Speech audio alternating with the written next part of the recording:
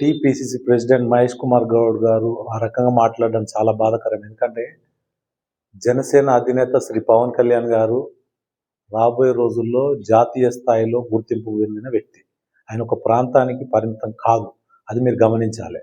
మీరు ఈరోజు జాతీయ పార్టీ అని చెప్పుకుంటూ జాతీయ భావాలను పక్కకు పెట్టి ఒక ప్రాంతానికి ఒక ప్రాంతం వ్యక్తి అని చెప్పి మాట్లాడితే మీకు అసలు జాతీయ స్థాయిలో మీకు ఏ రకంగా గుర్తింపు వస్తుంది అనేది ఆలోచించవలసి వస్తుంది. మీ పార్టీ అనేది యావత్ భారతదేశంలో 3 చోట్లే ఉంది, 3 రాష్ట్రాలలో. రాబోయే రోజుల్లో ఆ 3 రాష్ట్రాలలో కూడా మిమ్మల్ని ఇంటికి పంపించేస్తుంది ఇదే రకంగా మీరు మాట్లాడితే అని నేను మహేష్ కుమార్ గౌడ్ గారికి ఖచ్చితంగా చెప్పదలుచుకున్నా. ఈరోజు సమాజం ఒకవైపు చూస్తుంది, ఒక మంచి నాయకులు, నీతి నిజాయితీ కలిగిన వ్యక్తులు ఎంబడే ఉండరు, కానీ ఇటువంటి ద్రోహులు. ఎందుకంటే స్వాతంత్రం వచ్చినాక ఎక్కువ శాతం ఈ రాష్ట్రాన్ని ఈ దేశాన్ని పాలించింది కాంగ్రెస్. మనకు డెవలప్మెంట్ ఎక్కడుంది? ఇంకా ఉద్యోగాల గురించి, ఇంకా ఇండ్ల గురించి, ఇంకా పట్టాల గురించి, ఇంకా రేషన్ కార్డుల గురించి, ఇంకా డ్రైనేజ్ వ్యవస్థ గురించి మాట్లాడుకునే దుస్థితి రావడానికి కారణం కాంగ్రెస్. ఇంకా కాంగ్రెస్ని మీరు రాబోయే రోజుల్లో ప్రజలంతా ఆలోచించాలి, కాంగ్రెస్కి ఎందుకు మనం ఓటేయాలని. ఎందుకంటే కాంగ్రెస్ పార్టీ అనేది ఒక క్రిమినల్ రాజకీయాలు నేర్పిస్తుంది ఈరోజు. ఎందుకంటే గతంలో కూడా మనం చూసుకున్నాం, ఒక వ్యక్తి రాజశేఖర్ రెడ్డి అని ఉండే, ఆయన పోయిన తర్వాత జగన్మోహన్ రెడ్డి కొన్ని లక్షల కోట్లు సంపాదించి అవతల పడ్డాడు. వీళ్ళకి ఇది తప్పితే ప్రజలకు ఏదో చేయాలని మాత్రం వీళ్ళకి తపన లేదు. ఒక మంచి వ్యక్తి వస్తే ఎంతో తొందరగా ఆయనను విమర్శిస్తే అంత తొందరగా ఇబ్బంది పెట్టవచ్చు అని ఆలోచిస్తారు ఇటువంటి రాజకీయ నాయకులు.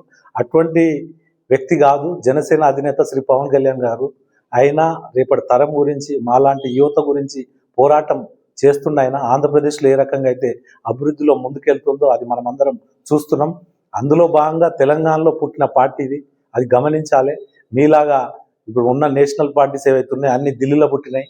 ఇంకో సిపిఎస్ సిపిఎం గురించి అయితే మనం చెప్పొద్దు, అవి విదేశాలు ఎక్కడనో వేరే దేశంలో పుట్టిన పార్టీలతోటి మీరు అలయన్స్లో ఉంటారు. ఎంఐఎం పార్టీ వాళ్ళ పరిస్థితి ఏందో తెలుసు, వాళ్ళు ఇవాళ దేశమంతా పోటీ చేయొచ్చు. అది జనసేన అధినేత శ్రీ పవన్ కళ్యాణ్ గారు తెలంగాణ గడ్డ మీద పుట్టిన పార్టీ ఇక్కడ పోటీ చేస్తున్న మాత్రం మీకు నొప్పి అవుతుంది. నొప్పి ఎందుకు అవుతుంది? మళ్ళీ కాంగ్రెస్ హఠావ్ అంటాడేమో, మళ్ళీ మా దిక్కుండది, డిపాజిట్ రాదని భయం. అది 100% జరుగుతుంది. ఎందుకంటే ప్రజలంతా ఎదురు చూస్తున్నారు.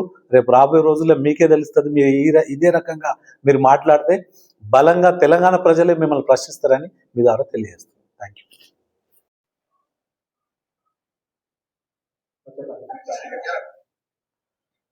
ముఖ్యంగా మీడియా మిత్రులందరికీ మనస్ఫూర్తి నమస్కారం.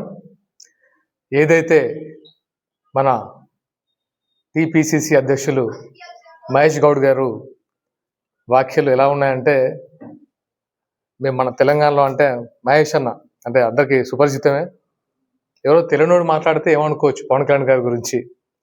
ఆయన ఒక పెద్ద హోదాలో ఉన్నారు, అధ్యక్ష అంటే కాంగ్రెస్ పిసిసి అధ్యక్ష హోదాలో ఉన్నారు. అలాంటి మనిషి మాట్లాడుతుంటే నాకు విచిత్రంగా అనిపిస్తుంది. ఏంటంటే కాంగ్రెస్లో ఉండి ఉండి మా మహేష్ అన్నకి సోనియా గాంధీ గారు అంటే వాళ్ళ వాడకట్టో, వాళ్ళ పల్లో, లేకపోతే వాళ్ళ ఊరు అనుకుంటున్నట్టున్నారు. మహేష్ అన్న సోనియా గాంధీ గారు మన వాడ కాదు, మన పల్లె కాదు, మన నిజామాబాద్ డిస్ట్రిక్ట్ కూడా కాదు, మన రాష్ట్రం కూడా కాదు, ఇన్ఫ్యాక్ట్ మన దేశం కూడా కాదు. గుర్తుపెట్టుకోండి, ఇటలీ దేశస్తురాలైన సోనియా గాంధీ గారిని మీరు అధ్యక్షులుగా పెట్టుకొని పవన్ కళ్యాణ్ గారి గురించి మాట్లాడడం ఎంతవరకు అంటే ఎలా నవ్వాలో కూడా అర్థం కావట్లేదు మీరు మీ మాటలను చూస్తుంటే. అంతేకాదు, ఏదైతే తెలంగాణ ఉద్యమ టైంలో తెలంగాణ ఉద్యమకారుల మీద తుపాకీ పట్టుకొని బయలుదేరిన మన రేవంత్ అన్న ఈరోజు మన రాష్ట్ర ముఖ్యమంత్రి వర్యులు. అది కూడా ఒకసారి మీరు మైండ్లో పెట్టుకోవాలి. ఎవరు తెలంగాణ ద్రోహియో, ఎవరు తెలంగాణ ద్రోహి కాదో మీకు అర్థమై ఉంటుంది. అలాగే మీ పార్టీలో ఉన్న దారం నాగేందర్ గారు తెలంగాణ ఉద్యమకారులను తరిమి కొట్టారు. తరిమి కొట్టిన ఆ నేత మీ కాంగ్రెస్ పార్టీలో ఉన్నారు. అది కూడా మర్చిపోకూడదు. ఎందుకంటే మీరు అనవసరంగా ప్రాంతీయత రెచ్చగొట్టి మీరు ఇచ్చిన హామీలను పక్కన పెట్టేసి, ఫస్ట్ ఆఫ్ ఆల్ మీరు ఏమన్నారు? తెలంగాణ రాష్ట్రంలో కాంగ్రెస్ పార్టీ అధికారంలోకి వచ్చిన వెంటనే నిరుద్యోగ భృతి గురించి మాట్లాడారు, ప్రతి ఆడపడుచుకి 2,500 గురించి మాట్లాడారు. ఏమీ లేవు. నెలకు ఈ నెల దాటితే ఇంత, రేపు ఇంత, ఈ నెల దాటితే ఇది రేపు తులం బంగారం ఎక్స్ట్రా అని చెప్పి 2.5 సంవత్సరాలు అయింది. మీ హామీలన్నీ పక్కన పెట్టి ఇప్పుడు కొత్తగా పవన్ కళ్యాణ్ గారు ఎన్డీఏలో భాగస్వామ్యం కాబట్టి ప్రచారానికి వస్తే మీకు భయం స్టార్ట్ అయ్యి భయంలో ఏదేదో మాట్లాడేస్తున్నారు. అసలు ప్రాంతీయత రెచ్చగొట్టేసి దిష్టి కళ్యాణ్ అంటారు. రీసెంట్ గా మీరు మర్చిపోయారు, నెల క్రితమే కదా మన కొండగట్టు నిలమైందా?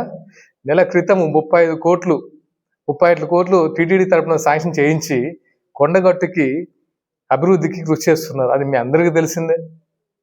ఆయన గురించి ఎన్ని చెప్పినా ఆయన జేబులో నుంచి ఎన్నో రకాలుగా మనకు అంటే తెలంగాణ రాష్ట్రానికి, ఆంధ్ర రాష్ట్రం తెలంగాణ రాష్ట్రం కాకుండా తెలుగు ప్రజల గురించి ఎప్పుడు ఏ సందర్భంలో అయినా ఎటువంటి ఆపద వచ్చినా సరే ఆంధ్రాకి ఎంత ఇస్తారో తెలంగాణకు కూడా అంతే సీఎం రిలీఫ్ ఫండ్ ఇస్తారు. ఫ్లడ్స్ వచ్చినా కూడా అంతే రియాక్ట్ అవుతారు. తెలంగాణ ప్రజల గురించి ఆయన ఎప్పుడు తెలంగాణ ఉద్యమ స్ఫూర్తిని పోడుతూ ఉంటారు. అంటే ఇది ఎన్నిసార్లు మనం చెప్పుకుంటున్నాం, మీకు కూడా తెలుసు ఆయన గురించి. ఏదో ఒకసారి ఎలక్షన్స్కి వస్తున్నారు అనగానే మీరు ప్యానిక్ అయిపోయి మీ మాటలు అంటే మీరు హుందాతనం పోగొట్టుకొని అలా మాట్లాడడం విచిత్రంగా అనిపిస్తుంది. ఎవరు ఓట్లాడుకుంటున్నారా చెప్పు? ఎవరు ఓట్లాడుకుంటున్నారు చెప్పు? మీరు కదా అబద్ధ హామీలు ఇచ్చింది తెలంగాణ రాష్ట్ర ప్రజలకు తెలియదా? ఇప్పుడు ఎలాంటి సిచ్యువేషన్లు ఉన్నాయి రైతులకి మీరు ఒకసారి చెప్పండి. తెలంగాణ ప్రజలు మీరు ఇచ్చిన హామీలు రైతులు ఎలాంటి పరిస్థితులు ఉన్నారో తెలుసా? యూరియా బస్తాల కోసము రైతులు పడిగాపులు కాస్తున్న పరిస్థితి ఎప్పుడైనా తెలంగాణ రాష్ట్రంలో వచ్చిందా? ఒక్కసారి ఆలోచించండి. మీరు ఇచ్చిన హామీలు కళ్యాణ లక్ష్మి ఎప్పుడైనా టైంకి వచ్చిందా? రుణమాఫీ టైంకి అయిపోయిందా? అసలు అయిందా? రుణమాఫీ ఎంతవరకు అయింది? రైతు బంధు పరిస్థితి ఏంటి? ఎంత అంటే ఎన్ని మాట్లాడుకున్న 400 హామీలు ఇచ్చారు మీరు, దాంట్లో 4 కూడా కాలేదు. అవి పక్కన పెట్టేసి వాటిని నెరవేర్చే ప్రయత్నం పక్కన పెట్టేసి ఎంతసేపు పవన్ కళ్యాణ్ గురించి మాట్లాడడం అనేది ఇది ప్రాంతీయత రెచ్చగొట్టడానిక? అసలు ఏంటి నాకు అర్థం కావట్లేదు. ఆయన ఏనాడైనా తెలుగు రాష్ట్రాలు తెలంగాణ ప్రజల గురించి ఎప్పుడైనా మాట్లాడారా? తెలంగాణ ప్రజల గురించి ఏదైనా తప్పుడు మాటలు మాట్లాడారా? రికార్డు ఉందా అసలు? ఫస్ట్ ఇన్ఫాక్ట్ తెలంగాణ ప్రజలంటే ఆయనకు అమితమైన గౌరవం. తెలంగాణ ప్రజలన్నా, తెలంగాణ ఉద్యమ స్ఫూర్తి అన్నా, తెలంగాణ అమరవీరులన్నా ఆయన ప్రత్యేకంగా ఇట్లాంటి వాళ్ళు ఉండాలి. మేము అక్కడికి వెళ్ళినప్పుడు కూడా అరే తెలంగాణ యువత ఎంత ధైర్యంగా ఉంటారు, తెలంగాణ యువత గురించి ఆయన పొగుడుతూ ఉంటే మాకే రోమాలు లెక్క పుడుచుకుంటే అరే మనం తెలంగాణలో పుట్టినందుకు గర్వంగా ఫీల్ అవుతున్నాం ఆయన మాట్లాడుతుంటే. అలాంటి ఆయన్ని పట్టుకొని మీరు ఇష్టం ఉన్నట్టు అసలు ఒక్కసారి ఏదో అంటారు కదా గురువింజ కింద చూసుకోకుండా సోనియా గాంధీ మీ అధ్యక్షురాల గురించి మీరు చూసుకొని ఒకసారి మాట్లాడితే మీరు ఏ ప్రాంతం అర్థమవుతుంది, ప్రక్కల గురించి మాట్లాడడానికి మీకు ఆ మాట వస్తుంది. అసలు తెలంగాణ గడ్డ పైన తెలంగాణ ఉద్యమ స్ఫూర్తితో, తెలంగాణ పోరాట పడిమతో, ఒక ఆశయాలతో తెలంగాణ గడ్డ పైన జనసేన పార్టీ జెండా ఎగరేసింది ఇక్కడ హైదరాబాద్ గడ్డ మీద. ఏమంటారు దీనికి? మీ కాంగ్రెస్ జెండా ఎక్కడ వేశారు? ఢిల్లీలో. మరి ఎందుకు మాట్లాడుతున్నారు ఇవన్నీ? అంటే ఇవన్నీ చెప్పుకుంటూ పోతే అసలు బోలెడు. కాబట్టి ఇక్కడ నుంచి అయినా, ఎందుకంటే విద్వేషాలు రెచ్చగొట్టకండి, ఎందుకంటే ప్రాంతీయ ఎందుకంటే అందరూ అన్నదమ్ములా కలిసి ఉన్నారు ఇక్కడ ప్రతి ఒక్కరు. ఎందుకంటే భౌగోళికంగా విడిపోయినా సరే అందరూ అన్ని ప్లేసులలో చాలా ఆత్మీయతతో కలిసి ఉంటున్నారు. ఆ విద్వేషాలు రెచ్చగొట్టి మీరు ఎస్పెషల్లీ కుల మత ప్రాంతీయ విభేదాలు రెచ్చగొట్టి రాజకీయం చేయకండి, అందరం కలిసి ఉన్నాం అన్న. ఇంకొకసారి అంటే ఇలాంటి తప్పుడు వ్యాఖ్యలకు తావివ్వకుండా రాజకీయం హుందాగా చేయాలి. మనం ఇచ్చిన హామీలు ప్రజా సంక్షేమం కోసం, ప్రజా అభివృద్ధి కోసం మనం పాటుపడాలి. కానీ ఇలాంటి మాటలు మాట్లాడి మనం తక్కువ చేసుకోవద్దని మరొకసారి మన అధ్యక్షులు టీపీసీ అధ్యక్షులు మహేష్ అన్న గారిని విజ్ఞప్తి చేస్తున్నా. ఇది మంచి పరిణామం కావు. ఎందుకంటే ప్రతిసారి ఆయన అడుగు పెడితే చాలు, హైదరాబాద్ అడుగు పెడితే చాలు ఏదో ఒక మాట్లాడడం. అది మీకే, తెలంగాణ ప్రజలు చూస్తున్నారు. ఆయన అలాంటి వాడు కాదని తెలుసు అందరికీ. అది మీకేం మంచిది కాదు. మరొకసారి గుర్తు చేస్తున్నాను, తెలంగాణ అసలు సిసలైన ఉద్యమకారులు మీలో ఎంతమంది ఉన్నారు, మీ ముఖ్యమంత్రి దగ్గర నుంచి కింది వరకు ఎంతమంది ఉన్నారో మీరే ఒకసారి లిస్ట్ చేసుకొని రాసుకోండి, మీకే అర్థం అవుతుంది. ఉద్యమకారులు అనేది గుండెలో ఉంటుంది. అమరవీరులు తెలంగాణ ప్రజలు తెలంగాణ కోసం ఎంత 60 సంవత్సరాలుగా ఫైట్ చేస్తూనే ఉన్నారు. వచ్చింది, దాన్ని గౌరవించుకుందాం.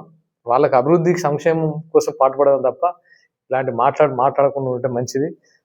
మరొకసారి మీకు మీడియా ముఖ్యంగా విజ్ఞప్తి చేస్తున్నాను. Thank you all.